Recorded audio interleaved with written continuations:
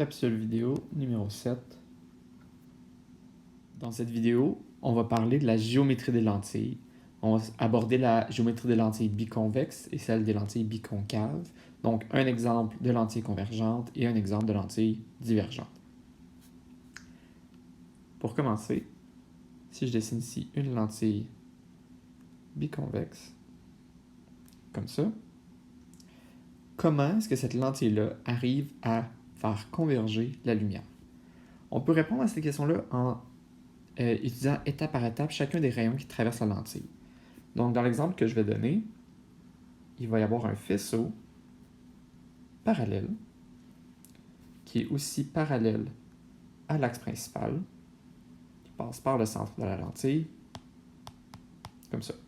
On va regarder ce qui se passe avec chacun des rayons de ce faisceau-là. Donc, si on commence par celui du haut, étant donné qu'on remarque ici que le dioptre est courbe et non pas plat, comme on l'avait vu dans le chapitre 3, c'est un peu le même principe que quand je passais d'un miroir plat à un miroir courbe. La normale ne peut pas être directement perpendiculaire au dioptre, elle va être perpendiculaire à la tangente du dioptre. Donc ici, ça va être le point d'impact du rayon sur le dioptre. Donc je peux venir tracer ici la tangente et une normale qui est perpendiculaire à cette tangente-là. Un peu croche, je vais l'ajuster. Comme ça ici, parfait.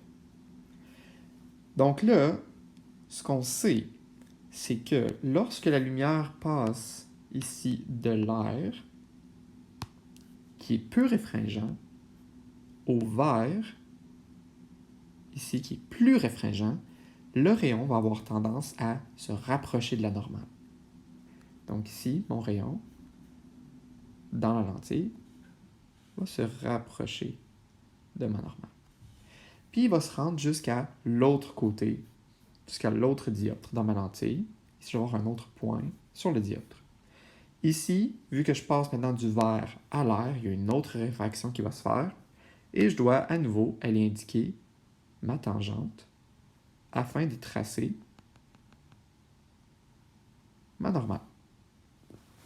Maintenant, on sait que lorsque la lumière passe d'un milieu qui est plus réfringent, ici mon vert, à un milieu qui est moins réfringent, l'air, le rayon va s'éloigner de la normale. Donc comme ça, ici, on s'est éloigné de la normale. Donc on voit que globalement, le rayon a été dévié vers l'axe principal. Maintenant, si on fait la même chose pour chacun des rayons, si je vais le faire en accéléré, donc on touche ici la normale, on remarque que l'angle incident est de 0 degré, le rayon ne sera pas dévié, étant donné que c'est un rayon qui arrivait exactement au centre de la lentille en longeant l'axe principal. Même chose ici. Je vais venir tracer ma tangente, mon rayon incident est superposé à la normale, donc ça va juste continuer tout droit. Et finalement, ici, notre point d'incidence sur le dioptre, on va venir tracer la tangente, vu que mon dioptre est courbe. Je vais tracer la normale qui est perpendiculaire. Ici, je passe d'un milieu qui est moins réfringent, l'air, à un milieu qui est plus réfringent, le vert. Donc, je m'approche de la normale. Je touche, j'atteins l'autre côté de ma lentille, donc mon autre dioptre. Je peux tracer encore une fois la tangente, ma normale. Et maintenant, étant donné que je passe du vert, qui est très réfringent, à l'air, qui est presque pas réfringent, je vais m'éloigner de la normale. Comme ça ici. Comme ça ici. Donc on remarque ici, encore une fois, que, étant donné la courbe de mon dioptre, donc ici et ici, ça a provoqué une déviation du rayon vers l'axe principal. Et les rayons vont tous venir se croiser ici, donc ma lentille est convergente. On va maintenant définir les termes suivants. Donc, premièrement, le centre optique. Le centre optique, c'est la même chose que le centre géométrique. Donc, c'est le centre de ma lentille sur l'axe principal entre mes deux sommets, sommet 1 et sommet 2. Quand on parlait de centre géométrique, c'est parce qu'on parlait du milieu de la forme géométrique. Maintenant, étant donné qu'on parle de l'objet et de sa capacité à dévier la lumière, notre centre optique, c'est comme le centre de la déviation de la lumière. Mais ça tombe au même endroit que le centre géométrique. Maintenant, le foyer principal, c'est l'endroit où les rayons vont se croiser. Donc, dans ce cas-ci, ça se retrouverait ici, ce serait notre foyer principal. Le foyer principal, symbolisé par F. Le centre optique est symbolisé par O. La distance focale correspond, de façon très semblable au miroir courbe, à la distance entre le foyer et ici, c'est le centre optique plutôt que d'être le sommet. Étant donné qu'on a deux sommets, on veut aller en plein milieu pour calculer la distance focale. Maintenant, le foyer secondaire, qui est très similaire, ça va être un foyer situé de l'autre côté de la lentille à une distance égale à la distance focale précédemment mesurée. Donc ici, si je retrace la distance focale, comme ça, on retrouverait à cet endroit-là notre foyer secondaire qu'on va appeler F'. Le plan focal est un aspect un peu plus abstrait à définir. Pour y arriver, ce qu'il faut faire, c'est prendre plusieurs faisceaux parallèles et tous les envoyer sur la lentille. Donc, on a déjà notre faisceau parallèle qui était aussi parallèle à l'axe principal sur notre schéma.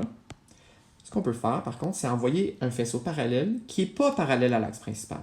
Donc, par exemple, un faisceau qui arriverait comme ça, comme ça, comme ça. Donc, on voit que les trois rayons sont parallèles les uns aux autres et qui vont tous traverser la lentille.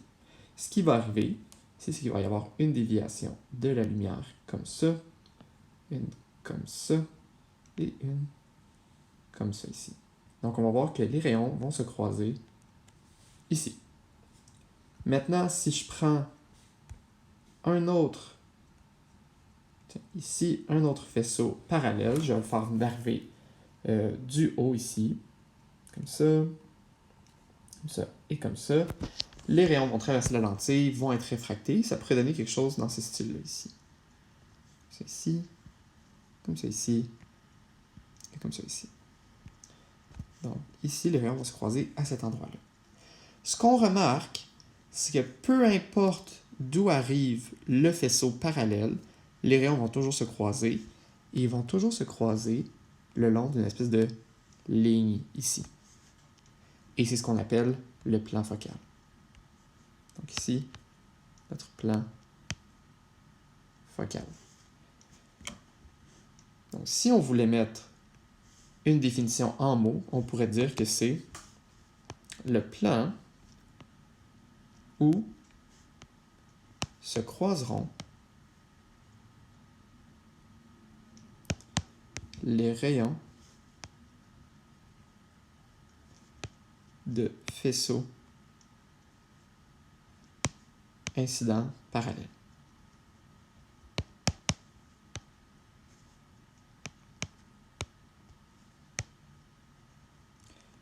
Donc, si j'ai un faisceau incident qui est parallèle, qui traverse ma lentille, il va y avoir une convergence des rayons et les rayons vont se croiser et ça sera toujours le long du plan focal.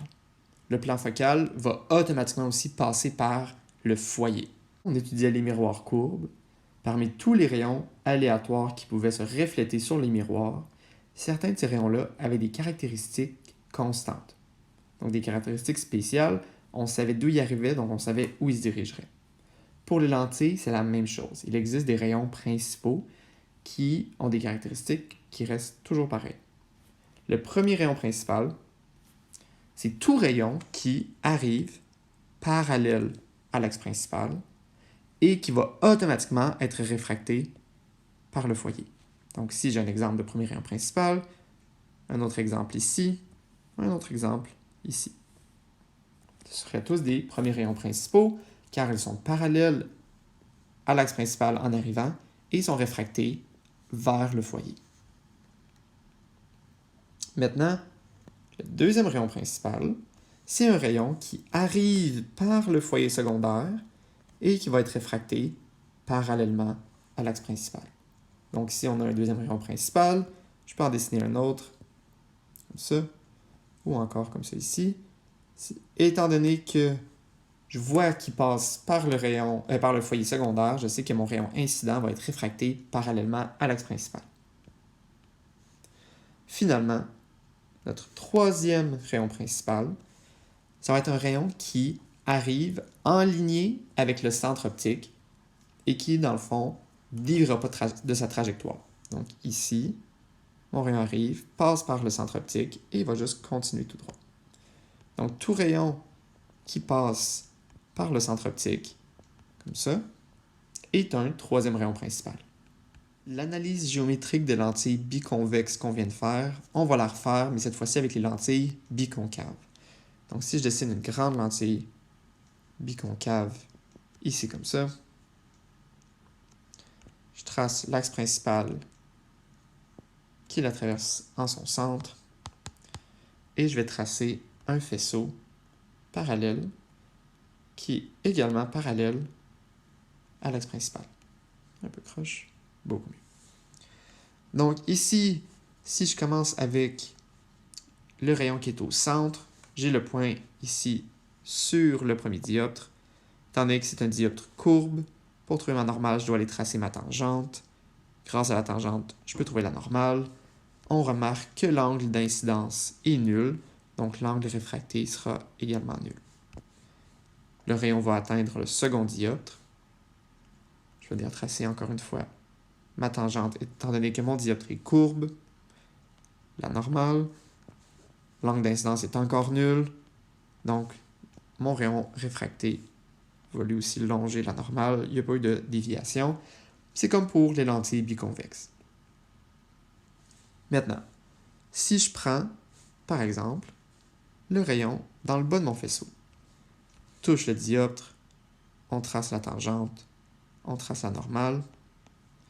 Étant donné que je passe de l'air, qui est peu réfringent, donc un faible indice de réfraction, au vert, ici, qui est beaucoup plus réfringent, donc son indice de réfraction est plus élevé, je sais que mon rayon va avoir tendance à se rapprocher de la normale.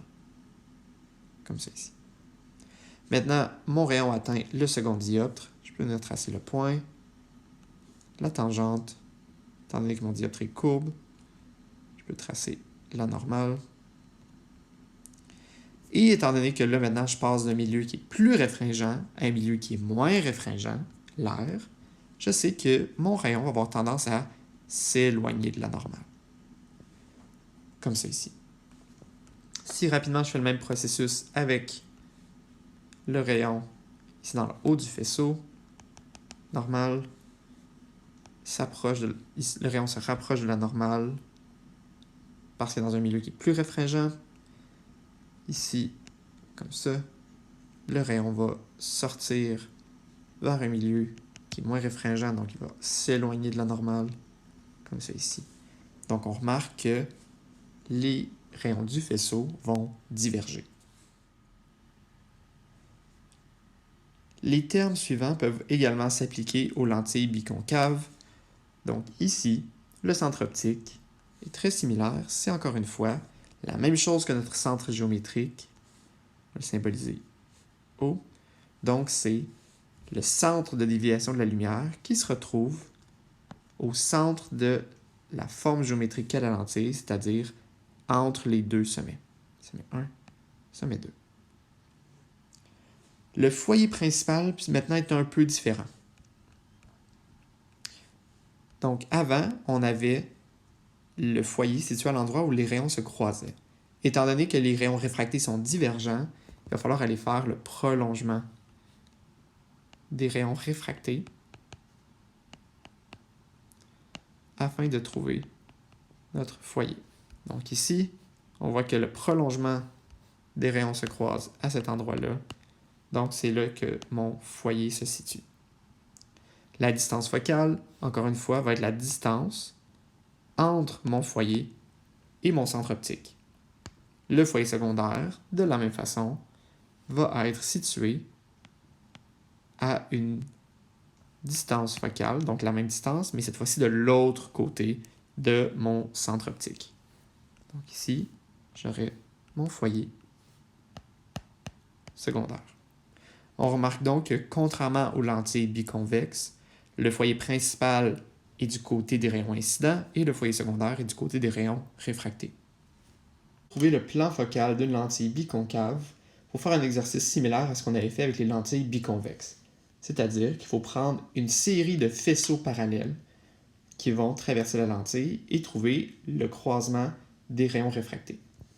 Donc, si j'ai laissé mon faisceau parallèle qui était aussi parallèle à l'axe principal et qui se croisait au foyer, maintenant, si je prends un faisceau parallèle qui arrive, par exemple, ici, dans le bas, donc celui-là va être dévié comme ça, ici on va le dévier comme ça, et ici on va le dévier comme ça. Donc, si je viens tracer le prolongement des rayons réfractés, on va remarquer qu'ils se croisent tous au même endroit. Évidemment, ce sont les prolongements qui vont se croiser, étant donné que les rayons réfractés partent dans des directions différentes. Et si, je sais que ça devient un peu chaotique comme schéma, ici, on essaie de dessiner un autre faisceau parallèle qui tape la lentille. Il y a une divergence, comme ça ici. Et si je viens tracer le prolongement de mes rayons réfractés, on trouverait techniquement un point de croisement ici. Donc, ce qu'on remarque, c'est qu'encore une fois, tous les points de rencontre du prolongement des rayons réfractés, cette fois-ci, se situent à peu près au même endroit, comme ça ici. C'est ce qu'on va appeler le plan focal, et le foyer fait partie du plan focal. Plan focal pour les lentilles biconcaves, ça serait plan où se retrouvent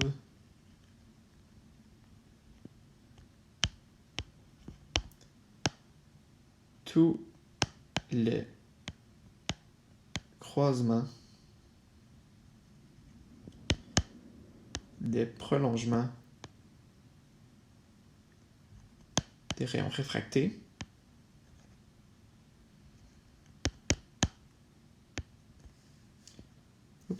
des rayons réfractés, excusez-moi,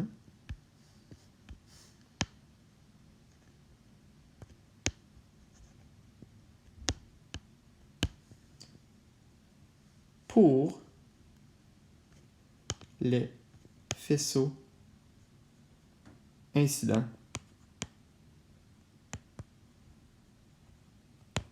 parallèles.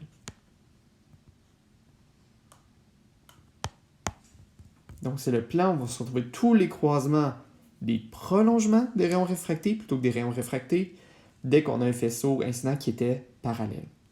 Pour les lentilles biconcaves, on se souvient, on a le centre optique qui se situe en plein centre de la lentille, notre foyer qui se retrouve du côté des rayons incidents et à pareille distance de l'autre côté, on retrouve le foyer secondaire.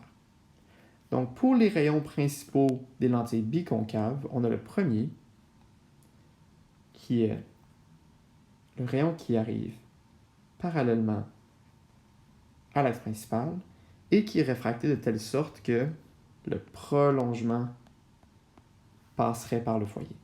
Donc ici, par exemple, comme ça, mon prolongement passerait par le foyer, ou encore comme ça, et mon prolongement passerait par le foyer. Ce seraient tous des premiers rayons principaux, étant donné qu'ils arrivent parallèles à l'axe principal. Mon deuxième rayon principal, c'est un rayon qui arrive aligné vers le foyer secondaire. Donc, par exemple, un rayon qui arriverait comme ça, si je le continuais, on verrait qu'il passerait par le foyer secondaire, puis lorsqu'il va être réfracté, il va être parallèle à l'axe principal.